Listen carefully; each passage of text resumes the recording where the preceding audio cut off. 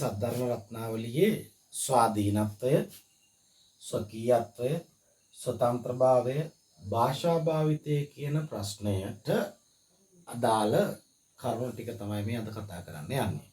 Point එකක් ගානේ අපි කතා කරනවා මේ ප්‍රශ්නයට කොහොමද සම්පූර්ණ පිළිතුරක් ලියන්නේ. දැන් මේ ප්‍රශ්නයට ලකුණු 15ක් හම්බ වෙනවා. ලකුණු 15න් අඩුම ගානේ ලකුණු 13ක් 14ක්වත් ගන්න පුළුවන් විදිහට කරුණු අපිට මේකේ පොයින්ට් ගන්න පිළිවෙලට ලියලා තියෙන්න ඕනි. ඉතින් අපි ඒ ගැන තමයි මේ කතා කරන්න යන්නේ සද්ධර්ම රත්නාවලියේ කතුවරයාගේ ස්වාධීනත්වය, ස්වකීයත්වය, ස්වතන්ත්‍රභාවය සහ භාෂා භාවිතය පිළිබඳව මේ මොන වචනින් ඇහුවත් ස්වාධීනත්වය, ස්වතන්ත්‍රභාවය, ස්වකීයත්වය, භාෂා භාවිතය ඇහුවත් ඔය හතරෙන්ම අහන්නේ එකම උත්තරයක් පිළිබඳව විතරයි. නිසා මේ හතරටම අපිට උත්තර හොයන ක්‍රමයක් තියෙනවා. ඒ නිසා අපි මේකෙදී කතා කරන පළවෙනි කාරණාව තමයි මේ කොටස් හතර පිළිබඳවම කතා කරනකොට අපිට කොටස් දෙකක් පිළිබඳව කතා කරන්න සිද්ධ වෙනවා. ඒ තමයි සද්ධර්ම රත්නාවලියට මූලාශ්‍ර වන ග්‍රන්ථ පිළිබඳව. මූලාශ්‍ර ග්‍රන්ථ. ඊළඟ එක තමයි උන්වහන්සේගේ භාෂා භාවිතය. ස්වාධීනත්වයට හෝ ස්වකීයත්වයට හෝ ස්වතන්ත්‍ර භාවයට කරුණු ඉදිරිපත් කරන්න කියලා විභාගෙ ලිව්වොත් මෙන්න මේ පොයින්ට් දෙක ඔස්සේ අනිවාර්යයෙන්ම ළමයි කතා කරන්න ඕනි කාරණාවක් තියෙනවා. ඊළඟට භාෂා භාවිතය පිළිබඳව ඇහුවොත් ඔයාලට කතා කරන්න තියෙනවා භාෂාව භාවිත කළ තියෙන විදිය සහ භාෂාව යා පරිහරණය කරපු ලක්ෂණ පිළිබඳව අපි කතා කරගෙන යමු. එහෙනම් මෙන්න මේ කොටස් දෙක පිළිබඳව මේකට ප්‍රශ්නට අදාළ වෙන විදියට මූලාශ්‍ර සද්ධර්ම රත්නාවලිය ලියවෙන්නේ 13 වෙනි සියවසේ දඹදිව යුගයේ. ධර්මසේන හාමුදුරු කෙනෙක් කියලානේ කියන්නේ මේක ලියන්නේ. පොතේම සඳහන් වෙනවා සද්දම් මට්ටිති මිච්ඡන්තෝ ධම්මසේන යතිස්සරෝ අකාසි පවරං හේතං සද්ධර්ම රත්නාවලින් කියන ගාථාව නිසා යහපත් වූ සද්ධර්මයේ ස්ථීර පැවැත්මට කැමැති වූ ධර්මසේන නම් යතිස්සරයාණන් වහන්සේ කෙනෙක් මෙන්න මේ උතුම් වූ සද්ධර්ම රත්නාවලිය නැමැති බණ කතා පොත කලසේක කියලා ඒක සඳහන් වීම නිසාම මේ පොත අපි මේ පොතේ රචනා කිරීමේ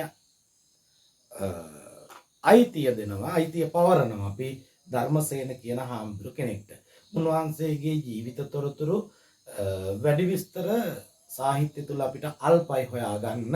කොහොම නමුත් උන්වහන්සේ ලියන මේ පොතේ ඊටාම විශිෂ්ට ගණේ අග්‍ර ගණේ ගද්‍ය කාව්‍යයක් විදියට අපිට හඳුන්වන්න පුළුවන්. ඉතින් සත් ධර්ම රත්න ආවලී සත් ධර්ම රත්න ආවලී කියන වචන හතර එකතු වීමකින් තමයි මේ පොත හැදිලා තියෙන්නේ. මේ පොතට මූලාශ්‍ර වෙන්නේ සද්ධර්ම රත්නාවලියට මූලාශ්‍ර වෙන ග්‍රන්ථය ගැන අපිට කතා කරන්න වෙනවා. ඒ තමයි අනුරාධපුර යුගයේදී ලංකාවට එනවනේ අටුවාචාර්ය බුද්ධඝෝස හාමුදුරුවෝ. මේ බුද්ධඝෝස හාමුදුරුවෝ ලියන පොතක් තමයි පාලි භාෂාවෙන් ලියන පාලි ධම්මපදට්ට කතාව. ක්‍රිස්තු වර්ෂ 4 වෙනි 5 වෙනි සියවස් වලට අයිති ග්‍රන්ථයක් මේ පාලි ධම්මපදට්ට කතාව කියන්නේ. මෙන්න මේ පාලි ධම්මපදට්ට කතාවේ කතා 300කට ආසන්න ප්‍රමාණයක් සද්ධර්ම රත්නාවලිය ලියන ධර්මසේන හාමුදුරුවෝ මේ පොතට ලබාගෙන තියෙනවා කියලා සඳහන් වීමක් තියෙනවා. ඒ පොතේ තියෙන සියලුම කතාවන් මේ පොතට ගත්ත කියලා තොරතුරු අනාවරණය වෙනවා. ඒක නිසා අපි මේ සද්ධර්ම රත්නාවලියේ ප්‍රධාන මූලාශ්‍රය කියලා ගන්නේ පාලි ධම්මපදට්ට කතාව.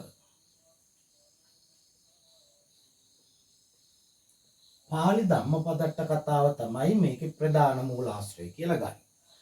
මෙන්න මේ නිසාම ප්‍රධාන මූලාශ්‍රය නිසාම ඇතැම් විචාරකයෝ සහ එදා කාලේ හිටපු යම් යම් මතවාදී පුජ්‍යලයන් මේ වර්තමානයේ හෝ ඉතිහාසඥ සාහිත්‍ය පිළිබඳව කතා කරන අය විචාරකයෝ මතපල කරන අය මෙන්න මේ සද්ධර්ම රත්නාවලිය පාලි ධම්මපදට්ට කතාවෙම හුදු පරිවර්තනයක් කියලා කියන්න පටන් ගත්තා.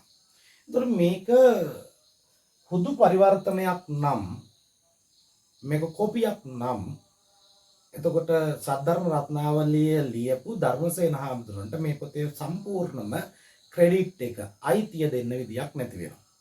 ඉතින් මෙන්න මේ කතාව අපි හොයාගෙන යනකොට අපිට අහු වෙන කාරණා කීපයක්.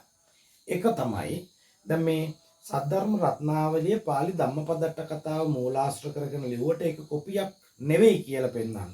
එහෙම නැත්නම් ස්වාධීනත්වය පෙන්වන්න මේ කතා පොතේ. මේ ගද්‍ය කාව්‍ය ස්වාධීනත්වය, එහෙම නැත්නම් ස්වකීයත්වය, එහෙම නැත්නම් ස්වතන්ත්‍රභාවය පෙන්වන්න අපිට තව ටිකක් හොයාගෙන යන්න වෙනවා කරුණු.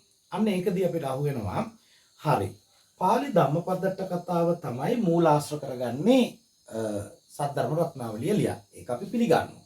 හැබැයි පාලි ධම්මපදට්ට කතාවේ නැති කතා වස්තු ගණනාවක් මුන්වහන්සේ මේ පොතට යොදාගෙන තියෙනවා. උදාහරණයක් විදිහට අපිට කතා කරන්න පුළුවන් සාතාගිර හේමවත කතාව පාලි ධම්මපදට්ට කතාවේ නැහැ. වෙනත් මූලාශ්‍රයකින් අරගත්ත ඒවා. ඌවිසි විවරණ කතාව මේකත් පාලි ධම්මපදට්ට කතා පොතේ නැහැ. ඊළඟට අපිට තියෙනවා මංගල සූත්‍ර අටුවා කතාව, නාගසේන කතාව, කුෂ්ඨවාහන රජතුමාගේ කතාව, ඊට පස්සේ බරණැස් නුවර රජතුමාගේ කතාව වගේ කතන්දර මේ කතා වස්තු මේ මූලාශ්‍ර ග්‍රන්ථ එහෙම නැත්නම් පාලි ධම්මපදට්ට කතාවේ නැහැ. ඒතකොට පාලි ධම්මපදට්ට කතාවේ නැත්තම් ඒව අරගන්න වෙනත් මූලාශ්‍ර පාවිච්චි කරලා තියෙනවා. මොන වගේ මූලාශ්‍රද? අන්න එතනදී අපිට හොයාගෙන යනකොට අහු වෙනවා බුද්ධ වංශ පාළිය. ඒ වගේම දීඝනිකාය අට කතාව, මංගල සූත්‍ර අටුවාව, පාලි මිලින්ද පඤ්ඤ වගේ පොත් අපිට අහු වෙනවා. මෙන්න මේ අහු වෙන පොත් නිසා, මේවා මූලාශ්‍ර ග්‍රන්ථ නිසා අපිට කියන්න පුළුවන් මේ පොතේම හුදු පරිවර්තනයක් නෙවෙයි. එහෙනම් මේක අනිත් පොත්වලිනුත් ගත්ත පරිවර්තන යක් විදියට ගත්ත කතන්දරක් තියෙනවා කියලා. ඒතර උන්වහන්සේ ඇයි මෙහෙම සමහරක් වෙලාවට මේ එකම පොතෙන් ගන්න නැතුව මේකේ පොත පාලි ධම්මපදට්ට කතාව වැඩි බරක් දීලා අනිත් පොත්වලිනුත් අරගත්තේ කියන එකට කාරණු හොයනකොට අපිට කියන්න පුළුවන් උන්වහන්සේගේ ස්වාධීනත්වය පොඩ්ඩක් එළියට පෙන්වන්න ඕන කම නිසාම තමයි මෙහෙම කරන්නේ නැත්තේ කියලා. එහෙම නැත්නම් තව කෙනෙක්ට තර්ක කරන්න පුළුවන් නෑ. එහෙම නෑ මේ හාමුදුරුවෝ මේකෙන් ලියලා ඉවරලා මදි කියලා හිතච්ච නිසා අනිත් කතන්දර එහෙම නැත්නම් අනිත් කතා මේ මූලාශ්‍ර වලින් ගත්ත කියලා කියන්න පුළුවන්. ඒ කෙසේ වුණත් ඒක යම් සාධාරණයක් අපිට තියෙනවා කියමුකෝ. ඒ කෙසේ වුණත් තව ටිකක් අපි මේ සද්ධර්ම රත්නාවලිය ගැන විමසලා බලනකොට උන්වහන්සේ පොතේම සඳහන් කරලා තියෙනවා මෙන්න මෙහෙම කතාවක්. පාලි ක්‍රමය හැර අර්ථ ක්‍රමය පමණක්ගෙන ක්‍රම විලංඝනාදී වූ අඩු වැඩි නැතත්. පාලි ක්‍රමය හැර අර්ථ ක්‍රමය පමණක්ගෙන ක්‍රම විලංඝනාදී වූ අඩු වැඩි නැතත්. එම විස්තරයක් කළ අවසාන කියනවා අප කලා වූ ප්‍රබන්ධයෙහි. අන්න එතනදී ලොකු කතාවක් තියෙනවා. සද්ධර්ම රත්නාවලිය කියන්නේ ප්‍රබන්ධයක්. ප්‍රබන්ධ ගොතන ලද කතාවක් කියලා කතුවරයම විස්තර කරලා තියෙනවා. එහෙනම් කෙනෙක්ට චෝදනා කරන්න බෑ මේක හුදු පරිවර්තනයක් කියලා. මොකද කතුවරයම කියනවා මේක ප්‍රබන්ධ කතාවක්. මම ගොතන ලද කතාවක්. ඒකේ විස්තරය කියනවා පාලි ක්‍රමයේ හැර. මේ පාලි භාෂාවෙන් තියෙන පොතේ මූලාශ්‍රය තියෙන පොතේ පාලි ක්‍රමයේ ඇතෑරලා අර්ථය විතරක් ගෙනල්ලා කරපු ප්‍රබන්ධයක් කියන අදහසින් අපිට ඔප්පු කරන්න පුළුවන් පාලි ධම්මපදට්ට කතාවවත් අනිත් අතිරේක මූලාශ්‍රවලවත් පරිවර්තනයක් නෙවෙයි මේක. මුන්වහන්සේ ප්‍රබන්ධ කරලා නැත්නම් ගොතලා ලියන කතාවක්. එහෙනම් ඒකදී අපිට මේ ස්වාධීනත්වය, ස්වකීයත්වය, ස්වතන්ත්‍රභාවය මනාව ඔප්පු කරන්න පුළුවන් ප්‍රධාන පොයින්ට් එකක් මේකෙදී. ඔන්න පළවෙනි පොයින්ට් එක ඔළුවේ තියාගන්න. හැබැයි මූලාශ්‍ර ග්‍රන්ථ පිළිබඳවත් විස්තර කරන්න ඕන මයි ළමයි. ඊළඟට අපිට කතා කරන්න යන තියෙනවා දෙවෙනි පොයින්ට් එක ගැන. අන්න අපි පළවෙනි පොයින්ට් එක ගැන කතා කරමු. දෙවෙනි පොයින්ට් එක තමයි මුන්වහන්සේගේ සද්ධර්ම රත්නාවලිය අරමුණ. සද්ධර්ම රත්නාවලිය අරමුණ ගැන කතා කරනකොට අපිට අහුවෙනවා ඒකේ අරමුණේදීත් මෙන්න මේ වගේ කතාවක් කියනවා. එසේ හේයින් යම් කෙනෙක් නුවණ මදවත් කුසල ඡන්දය ඇතිව ධර්මාභියෝගයට උපදෙස් ලදින් බණ දැන පින්කම හැසිර නිවන් සාදා ගනිත් නම් එසේ වූ සත්පුරුෂයන්ට වැඩ සඳහා සද්ධර්ම රත්නාවලිය නම් ප්‍රබන්ධයක් කරමි. මෙතනදිත් මේ මූලාශ්‍රය මේ තමයි සද්ධර්ම රත්නාවලිය කතෝරයාගේ මේ පොත ලියන මූලාශ්‍රය අරමුණ. සද්ධර්ම රත්නාවලියේ කතෝරයාගේ අරමුණ තමයි මේ. මෙන්න මේකෙත් අවසානට කියනවා සද්ධර්ම රත්නාවලිය නම් ප්‍රබන්ධයක් කරමි. සද්ධර්ම රත්නාවලිය නම් ප්‍රබන්ධයක්. එතකොට මෙතනත් හාමුදුරුවෝ ප්‍රබන්ධ කතාව කියන්නෙම මෙන්න මේ යම් යම් මතධාරී මේක හුදු පරිවර්තනයක් කියන මතධාරීන්ට පොඩි පහරක් ගෙහීමේ අරමුණින් වෙන්න ඕනේ. මොකද මේක හම්බෙන් කරපු එකක් නෙවෙයි කියලා ඔප්පු කරන්න අපිට පුළුවන්. මොකද දැන් දෙහිකම ප්‍රබන්ධය කියන එක පාවිච්චි කරලා තියෙනවා. නිසා ප්‍රබන්ධයක් නම් ගොතන ලද කතාවක් හුදු පරිවර්තනයක් නෙවෙයි. එහෙනම් ධර්මසේන හාමුදුරුවෝ විසින් ලියන ලද කතාවක් කියන එක ඔප්පු කරන්න පුළුවන්. ඔය දෙවෙනි පොයින්ට් එක අපිට කතා කරන්න තියෙන ස්වාධීනත්වය, ස්වකීයත්වය, ස්වතන්ත්‍රභාවය පෙන්වන්න. ඊළඟට මුන්වහන්සේ පාවිච්චි කරන ආකෘතිය පිළිබඳව කතා කරනකොට තවත් පොයින්ට් එකක් අපිට ගන්න පුළුවන් උන්වහන්සේගේ කතා ආකෘතිය. මේ කතා ආකෘතිය ගැන කතා කරනකොට මේක කෝෂ ග්‍රන්ථ ශෛලියෙන් ලියපු ගද්‍ය කාව්‍යයක් කියන එක විචාරක මතය. එතකොට තව තැනක විස්තර කරනවා මේක කතාව කියන්නේ ඉස්සෙල්ලා කතාවේ මුල ඒ කතාව කියන හේතුව ඉදිරිපත් කළ තිබීම. එතකොට මේක බලනකොට වෙනත් ගද්‍ය කාව්‍යවල දක්නට නැති මුන්වහන්සේටම ආවේනික විශේෂ ලක්ෂණයක්. එතකොට මේ ලක්ෂණය මූලාශ්‍ර ග්‍රන්ථවලවත් දකින්න ලැබෙන්නේ නැහැ. එහෙනම් මූලාශ්‍ර ග්‍රන්ථවල දකින්න නැති මේ වගේ ලක්ෂණයක් උන්වහන්සේ සද්ධර්ම රත්නාවලියට ඇතුළත් කරලා තියෙනවා නම් ඒකෙම පැහැදිලි වෙනවා මේක ප්‍රබන්ධ කතාවක් මුන්වහන්සේ විසින්ම ස්වාධීනව නිර්මාණය කරන ලද කතා පොතක් ගද්‍ය කාව්‍යයක් කියන එක. ඒක නිසා මේක ගැන පුළුල් විස්තරයක් ඉදිරිපත් කරන මාටින් වික්‍රමසිංහ සූරීන් කියනවා පොතේ අන්තර්ගතය දිහා බලලා මෙන්න මෙහෙම කතාවක්. මෙරට ජනයාගේ එකල දිවි පෙවත ආශ්‍රයෙන් ලියන ලද ශ්‍රේෂ්ඨ කාව්‍ය සද්ධර්ම රත්නාවලියයි. එවලේ කපන ලද ගොයම් කොළ කැටියක් මෙන් සද්ධර්ම රත්නාවලියෙන් නිකුත් වන්නේ සිංහල ජනයාගේ ජීවිතය පිළිබඳ නැවුම් පුසුබකි. මේ ප්‍රකාශනය තුළ මාටින් වික්‍රමසිංහ සූරීන් ඉදිරිපත් කරන්නේ මේ පොත ඒ තරම්ම ගැමි ආකල්ප වලින් යුක්ත ගැමියාට සමීප පොතක්. එවලේ කපා ගන්නා ලද ගොයම් කොළ කැටියක් මෙන් සද්ධර්ම රත්නාවලියෙන් නිකුත් වෙන්නේ සිංහල ජනයාගේ ජීවිතය පිළිබඳව තියෙන නැවුම් පුසුබක්. එතකොට මේ පාලි ධම්මපදට්ට කතාවේ එහෙම පුසුබක් කියන විදියක් නෑ. මොකද ඒක පාලි පොතක්. එතකොට මේකේ ඇයි එහෙම මාටින් වික්‍රමසිංහ සූරීන් සද්ධර්ම රත්නාවලියට එහෙම දෙයක් කිව්වේ? එහෙම හොයලා බලාගෙන යනකොට උන්වහන්සේගේ භාෂා භාවිතය ඉතාම වැදගත් වෙන කාරණාවක් ස්වාධීනත්වයේ උපු කරන්නේ. පුසුඹ හොයාගෙන යන්න වෙනවා. අන්නේ පුසුඹ හොයාගෙන යනකොට අපිට උන්වහන්සේගේ භාෂා භාවිතය විශේෂ තැනක් විදියට කතා කරන්න වෙනවා. ස්වතන්ත්‍රභාවය, ස්වාධීනත්වය, ස්වකීයත්වය උපු කරන්න. එහෙම නැත්නම් මූලාශ්‍රයට පරිබාහිරව කියන අදහස පාවිච්චි කරන්නත් පුළුවන්. මේකදී එහෙම නැත්නම් මූලාශ්‍රය ඉක්මවා යෑම කියන අදහස ප්‍රකාශ කරන්නත් පුළුවන්. ওই විදිහට ප්‍රශ්නය එකම ප්‍රශ්නය පොඩි වෙනස්කම් වලින් තාලා දෙනවා. දැන් වතුර වගේ. එකම වතුර ටික භාජන කීපයකට දාලා දෙනවා. හැබැයි එකම වතුර ටික වගේ. ස්වාධීනත්වය, ස්වකීයත්වය, ස්වතන්ත්‍ර භාවය, භාෂා භාවිතය, මූලාශ්‍රය ඉක්මවා යෑම, මූලාශ්‍රය අභිමාව යෑම වගේ අදහස් මේකෙදී ප්‍රශ්නෙට අදාළ කරගන්න පුළුවන්. හරි. අපි යමු දැන් සද්ධර්ම රත්නාවලියේ කතුරයාගේ භාෂා භාවිතය තුලින් ස්වාධීනත්වයේ ස්වතන්ත්‍රභාවය ඔප්පු කරන්නේ එහෙම නැත්නම් ස්වකීයත්වය ඔප්පු කරන්නේ කොහොමද කියලා හොයන්න. ඒකදී පළවෙනි එක මූලාශ්‍ර ග්‍රන්ථවල නැති විස්තර වර්ණනාවක්, ඉතා දීර්ඝ විස්තර වර්ණනාවක්, දීර්ඝ විස්තර වෙනුම් මුන්වහන්සේ මේකෙදි පාවිච්චි කරලා තියෙනවා. මූලාශ්‍රය නැති දීර්ඝ වෙනුම් ඒක මූලාශ්‍ර කරගත්තා ගෙන ලිව්වා කියන මේ පොතේ තියෙනවා නම් ඒක පොඩි විශේෂතාවක් අපිට හොයන්න වෙනවා.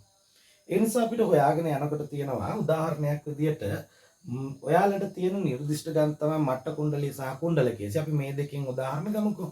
එක තැනක අපිට අහු වෙනවා කුණ්ඩලකේසි කතාවේ ඊටාම දිගු වැකි සහ ඒ වගේම මට්ට කුණ්ඩලී කතාවේ ඊටාම දිගු වැකි අපිට අහු වෙනවා. ඒකේ උදාහරණයක් විදියට අපි කතා කරමුකෝ මට්ට කුණ්ඩලී කතාව උදාහරණයක් විදියට අර පුතා ලෙඩ වෙලා ඉන්න අවස්ථාවේදී ඒ පිළිබඳ වෙන කතිකාව තුළදී වර්ණනා කිරීම නැත්නම් විස්තර කරගෙන යෑම ඉතා දීර්ඝව උන්වහන්සේ පාවිච්චි කරපු අවස්ථාවක්. උදාහරණයක් විදියට පින්වත් දැමිනිය කුමක් කියයිද? පිළියමට වෙදවරුන් ගෙනා කළ වෙදකම් නිමනතෙක් බතුත් දුන මැනව, මංකුලිත් දුන මැනව, කෙලවර මිලත් දුන මැනව මේ විදිහට විස්තර කරගෙන යනවා. ඒක දීර්ඝ විස්තර නැවතීමේ ලක්ෂණයක් පේන්නේ නැහැ. ඒතර මේ වගේ දීර්ඝ විස්තර වර්ණනා ගොඩක් මේ පොතේ අපිට අහු වෙනවා. සාලි රාජ කතා වස්තුවේදී අපිට අහු වෙනවා කවුද අශෝකමාලා පිළිබඳව තියෙන ස්ත්‍රී වර්ණනාව.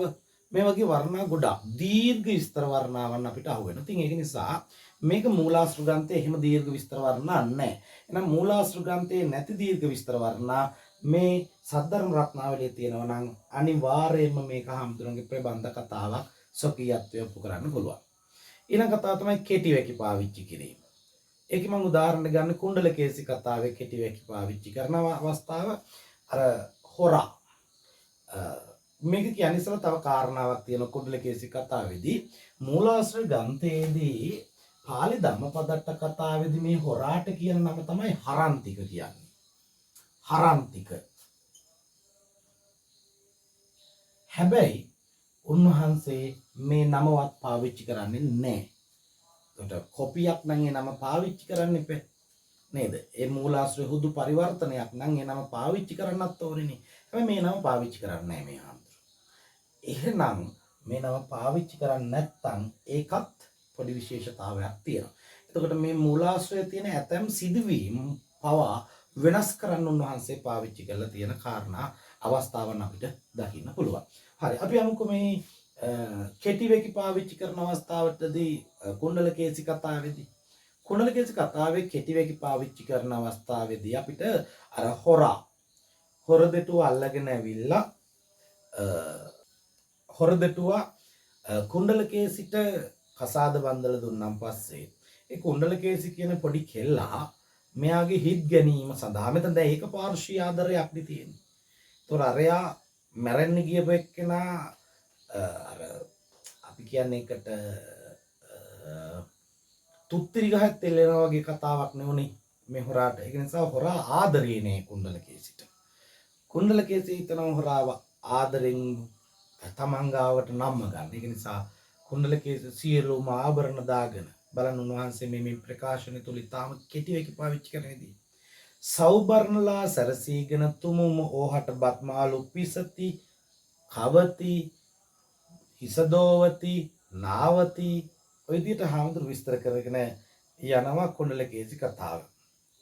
එතකොට ඒකේ බත්මාලු පිසති කවති පොවති හිසදෝවති නාවති කියලා විවර කරනවා. නාවති කවති පොවති ඊටම කෙටි වෙකි පාවිච්චි කිරීම මේක මූලාශ්‍ර ග්‍රන්ථයේ දකින්න නැති උන්වහන්සේටම එහෙම නැත්නම් ධර්මසේන හාමුදුරුවන්ටම ආවේනික භාෂා විලාසයක්. නම් භාෂා විලාසයේදී අපිට ස්වතන්ත්‍රභාවය ඔප්පු කරන්න පුළුවන් කාරණාවක් තමයි කෙටි වෙකි සහ දිගු වෙකි භාවිත කිරීම. ඊළඟට අපි යමු තව ටිකක් එහාට යනකොට. අපි මුලින්ම කතා කරා සද්ධර්ම රත්නාවලිය කියන්නේ කෝෂ ග්‍රන්ථ ශෛලියක් කියන එක. ශෛලියෙන් ලියන ගද්‍ය කාව්‍යයක් බණ කතා ශෛලිය. හැබැයි බණ කතා ශෛලිය උනත් කෝෂ ග්‍රන්ථය තමයි පාවිච්චි කරන්නේ. ඒ නිසා කතාවේ හැම කතාවකම මුල කතාව පටන් ගන්න හේතුව දක්වලා තියෙනවා. දැන් මට්ට කුණ්ඩලී කතාව පවත්වන්න හේතුව තමයි උන්වහන්සේ පෙන්වන දෙන විදියට කුසලයේ සහ අකුසලයේ තියෙන ආදීනත්වය. ඒකෙදි පාවිච්චි කරන උන්වහන්සේ පැරණි කතාවක්. ඒ කියන්නේ වෙනත් කතාවක උදාහරණයක් ගන්නවා චක්කුපාල හාමුදුරුවන්ගේ. චක්කුපාල හාමුදුරුවෝ නොදැන හෝ දැනගෙන කරපු චූටි අකුසල කර්ම නිසා රහත් වෙන ආත්මභාවයේ දක්වාම රහත් වෙන ආත්මභාවයේදී උන්වහන්සේගේ ඇස් දෙක අන්ධ වෙනවා. මෙන්න මේ කාරණාව උන්වහන්සේ උලුප්පල පෙන්නල කියනවා අකුසලයේ චූටි වුණත් ප්‍රතිවිපාක විශාලයි. එහෙනම් කුසලයක් ඒ විදිහම තමයි චූටි වුණත් ප්‍රතිවිපාක විශාලයි කියලා පෙන්වීමට තමයි මට්ට කුණ්ඩලී කතාව ඉදිරිපත් කරන්නේ. මෙන්න මේක තමයි මේ කතාව කරන්න අරමුණු වෙලා තියෙන්නේ. එතකොට මේ අරමුණු ප්‍රකාශනය කොහේවත් මේ මූලාශ්‍ර ග්‍රන්ථවල දකින්න ලැබෙන්නේ නැහැ. ඒක නම් උන්වහන්සේගේම භාෂා ලක්ෂණයේ විශේෂත්වයක්. ඒක ස්වාධීනයි.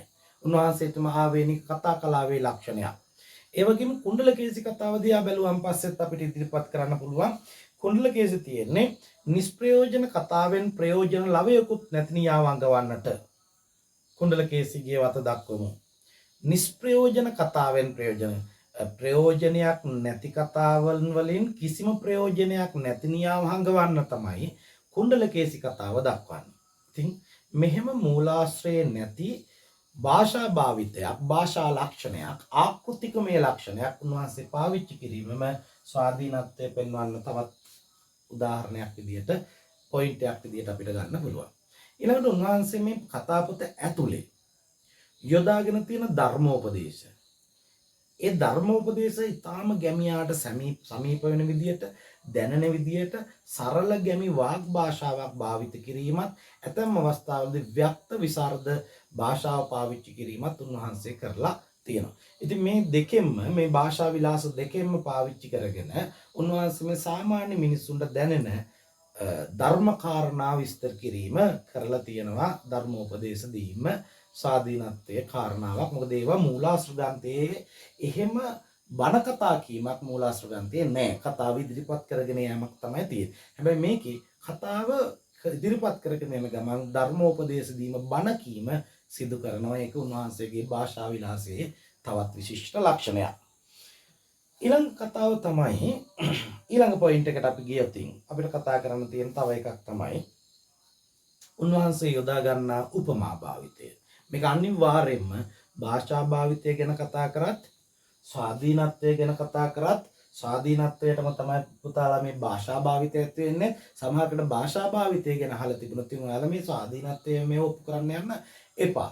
දිගු වැකි, කෙටි වැකි, දීර්ඝ වර්ණා, කෙටි වර්ණා, උපමා පාවිච්චි කිරීම, මුල සහ අග උපදේශන පාවිච්චි කිරීම මේ වගේ ඒවා පොයින්ට් අරගෙන විස්තර කරලා තියන්න. හැබැයි මම මේ කතා කරන්නේ ස්වාධීනත්වය තුල ගොඩනැගෙන භාෂාව කොහොමද අපි කතා කරන්නේ යන්නේ කියලා. ඒක නිසා තමයි මාටින් වික්‍රමසිංහ සූරීන් කියන්නේ මේ ගැමියාගේ ජන ජීවිතයේ පුසුඹ මේ සද්ධර්ම රත්නාවලියෙන් එළියට එනවා කියන එක. මොන වගේවද? මට්ට කුණ්ඩලී කතාවේ තියෙන මහා තාමත් ජනවහරේදී පාවිච්චි කරන උපමා කීපයක්. උදාහරණ විදියට අපි කතා කරගෙන යමුකෝ. දැන් මේ උදාහරණ අපි කතා කරගෙන යනකොට ඔයාලා ලියද්දි මේ තැන පොඩ්ඩක් මතක් කරලා ලියන්න. උදාහරණයක් විදියට අපි කියමුකෝ පය බරවායට පිට කර බෙහෙත් බඳිනාසේ කියන උපමා උන්වහන්සේ පොදු ජනවහරෙන් ගන්න. මේක මේ ආයුර්වේදය පිළිබඳව බෙහෙත් හේත් පිළිබඳව උන්වහන්සේගේ තියෙන දැනුම පිළිබඳව උකහාගත් උපමාවක්. පයේ බරව රෝගයට පිට කරේ බෙහෙත් බඳිනවා වගේ.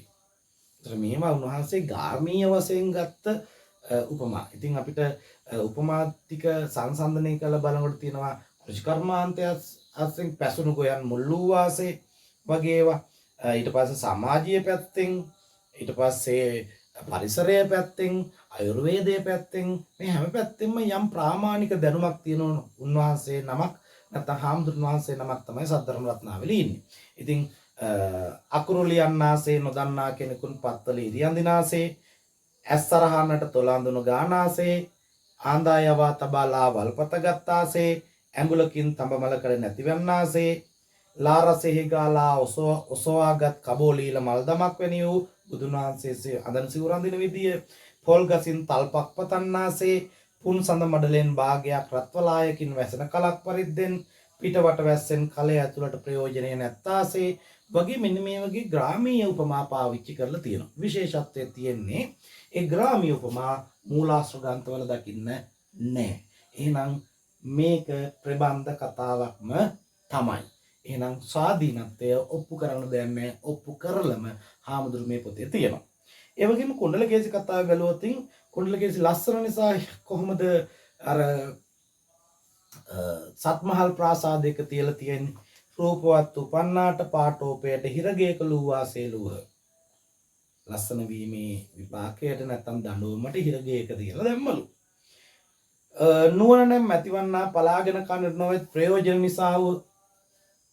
නිසා අකුසල් නැමැති සතුරා කුසල් නැමැති මිත්‍රයාණන් අසුරන් වැද ගිය දිව්‍ය පුරයක් මෙන් විවසුන් නැමැති අතින් මාර්ග ඥාන නැමැති කඩුගෙන මෙන්න මේ වගේ උපමාවන් රූපකයන් හාමුදුරු පාවිච්චි කරන්නේ මේ පොදු ජනමහරින් සහ ඔහුගේ තියෙන ව්‍යුප්පත්ති ගුණයෙන් මුසු කරලා. ඒ නිසා ඉතින් අපිට කතා කරන්න ගියන් පස්සේ ස්වාධීනත්වය ඔප්පු කරන්න මෙන්න මේ කාරණාවන් පිළිබඳව වැඩි අවධානයක් යොමු කරගෙන කතා කරන්න වෙනවාමයි. ඒ නිසා හොඳට මතක තියාගන්න මූලාශ්‍ර පිළිබඳව කතා කරන්න වෙනවා, භාෂා භාවිතය පිළිබඳව කතා කරන්න වෙනවා, සද්ධර්ම රත්නාවලී කතුවරයාගේ ස්වතන්ත්‍රභාවය ඔප්පු කරන්න, අරමුණ ගැන ප්‍රකාශ කරන්න ඕනි, ප්‍රබන්ධ කතාවක් කියලා තියෙන එක. ඒ වගේම පාලි ක්‍රමය හැර අර්ථ ක්‍රමය පමණක් ගෙන කළා වූ අප කළා වූ ප්‍රබන්ධය කියන ප්‍රකාශනයත් මේක ඇතුළත් කරලා තියෙන්නම ඕන. ඔය ටිකෙන් අපිට සද්ධර්ම රත්නාවලී කතුවරයාගේ ස්වතන්ත්‍රභාවය, ස්වාධීනත්වය මෙන්ම භාෂා භාවිතය පිළිබඳවටත් අපිට කරුණු ඉදිරිපත් කරන්න පුළුවන්කම තියෙනවා.